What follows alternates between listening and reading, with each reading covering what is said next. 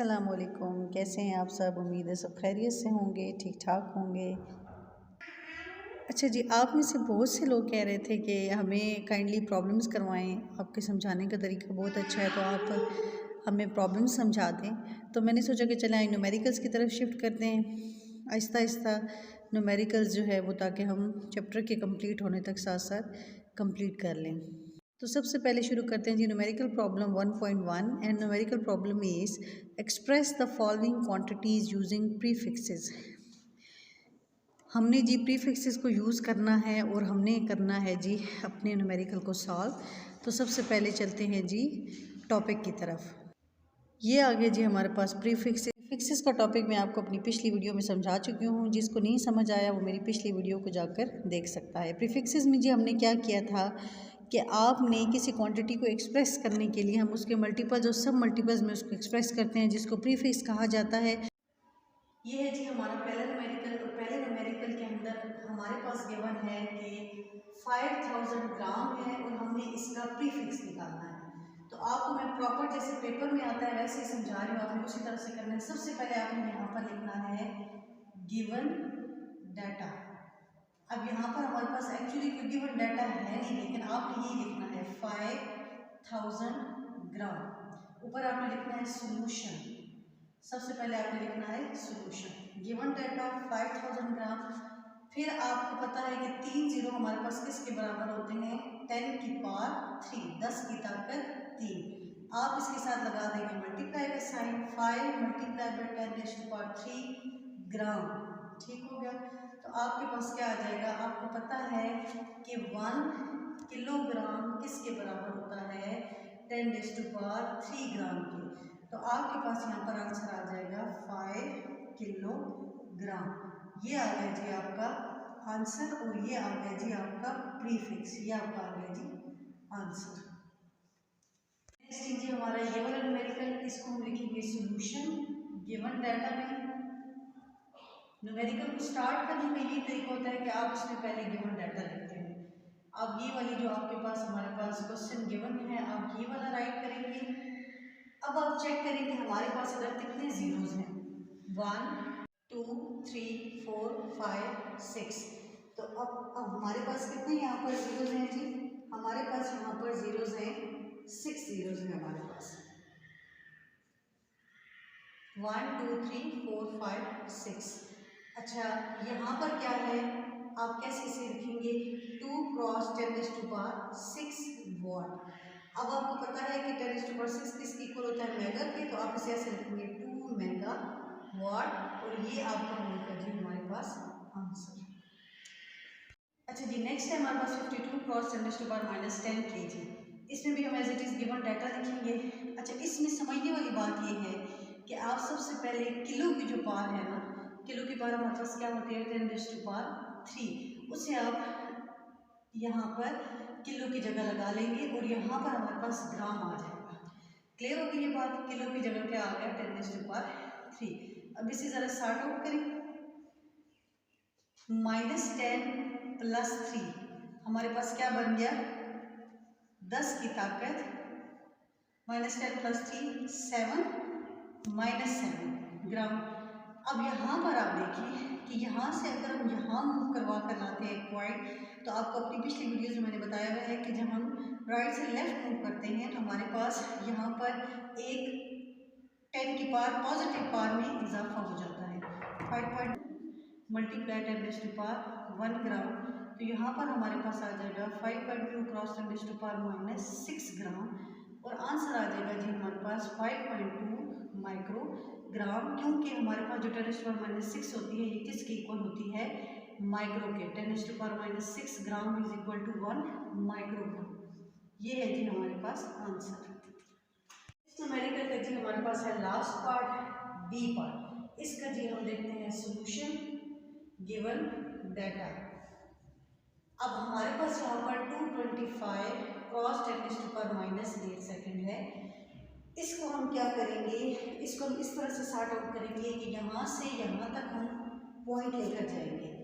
यहाँ से यहाँ तक मूव करेंगे तो क्या आ जाएगा, 2.25 cross 10 raise to power -8 multiply by cross 10 raise to power +2 second, क्योंकि आपको पता है यहाँ से यहाँ मूव करें तो प्लस के यहाँ पे पावर आती है, तो -8 और +2 करेंगे तो आपके पास क्या आंसर आएगा, -8 + 2 सेकेंड आ जाएगा जी 2.25 क्रॉस 10⁻⁻6 सेकेंड, और यहाँ पर आंसर आ जाएगा 2.25 माइक्रो सेकेंड, और ये आ गया जी आपका आंसर।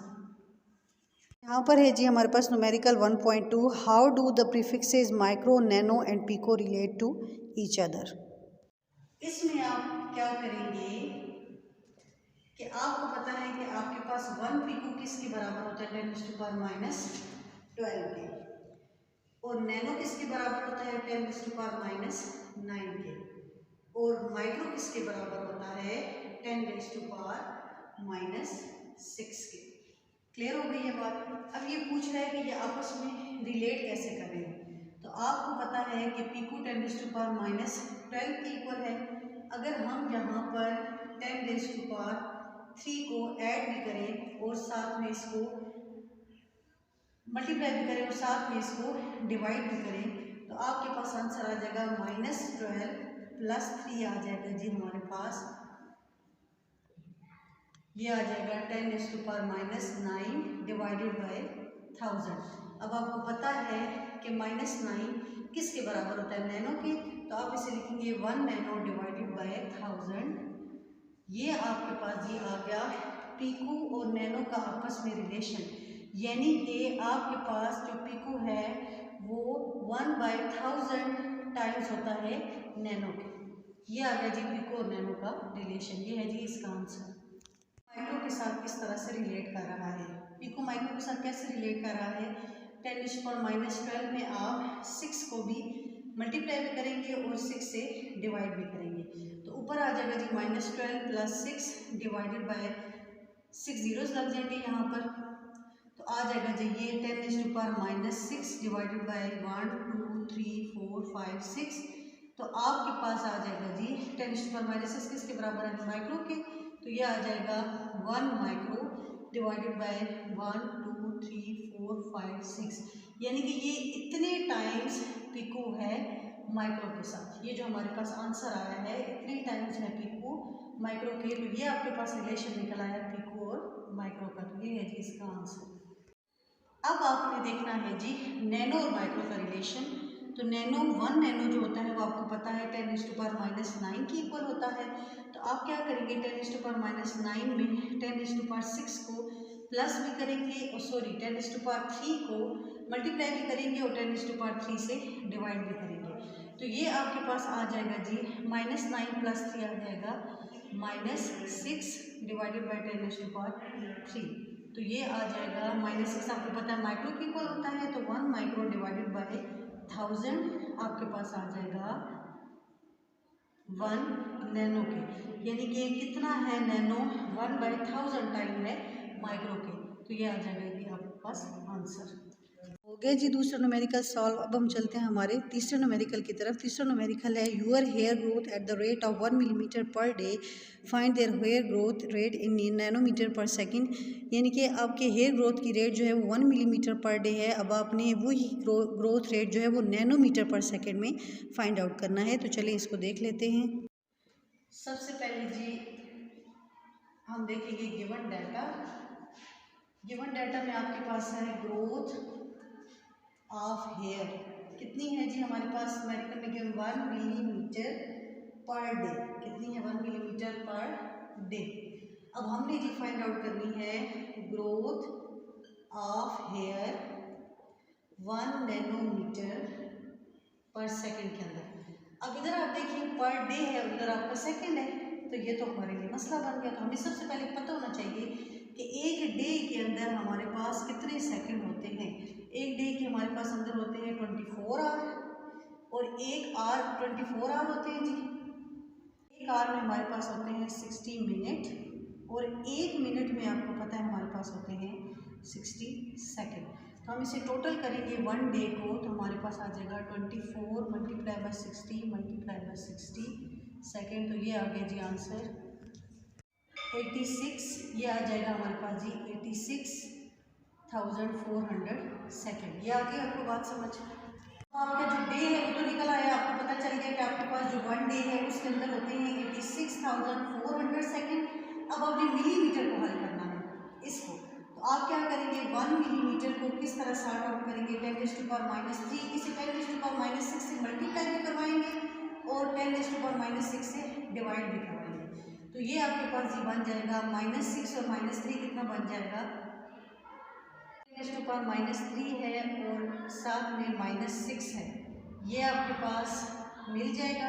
नीचे वाला 10⁻�6 एज इट इज ये बन जाएगा 10⁻⁹ डिवाइडेड बाय 10⁻�6 मीटर। तो आपके पास जी बन जाएगा, ये नैनो में कन्वर्ट हो जाएगा तो आपके पास जी आ जाएगा, ये ऊपर चला जाएगा तो 10⁻6 नैनोमीटर। यानी कि आपके पास 1 मिलीमीटर हमारे पास किसके इक्वल आ गया 10⁻6 नैनोमीटर। क्लियर हो गई है बात।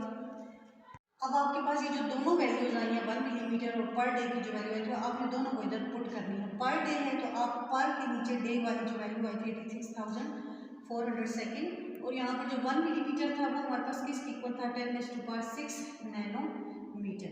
अब आपने ये निकालना है कैलकुलेटर और इसे कर लेना है सॉल्व। आप इसे कर लेंगे जी पहले कन्वर्ट करना है तो कन्वर्ट करेंगे तो as it is direct calculator की कर ले, आपकी मर्जी है। 2 3 4 5 6 डिवाइडेड बाई 86,400 2 0 से कट गया। बाकी जी हमारे पास जो ये ऊपर 10,000 है डिवाइडेड बाई 864 आप इससे करेंगे जी इसको डिवाइड तो आपके पास आंसर आ जाएगा 11.57 न्यूटन मीटर पर सेकेंड। और ये आपकी जी ग्रोथ ऑफ हेयर रेट है जो हमने फाइंड आउट करना था किसके अंदर नैनोमीटर पर सेकंड के अंदर, और ये है जी आपका आंसर जी। कि ये हमने 3 न्यूमेरिकल, इंशाल्लाह हम आगे फर्दर न्यूमेरिकल्स भी साथ साथ करेंगे और अपना चैप्टर भी कंटिन्यू करेंगे। मज़ीद अपडेट के लिए मेरे चैनल को करें like share and subscribe. Thank you so much. अल्लाह हाफिज़।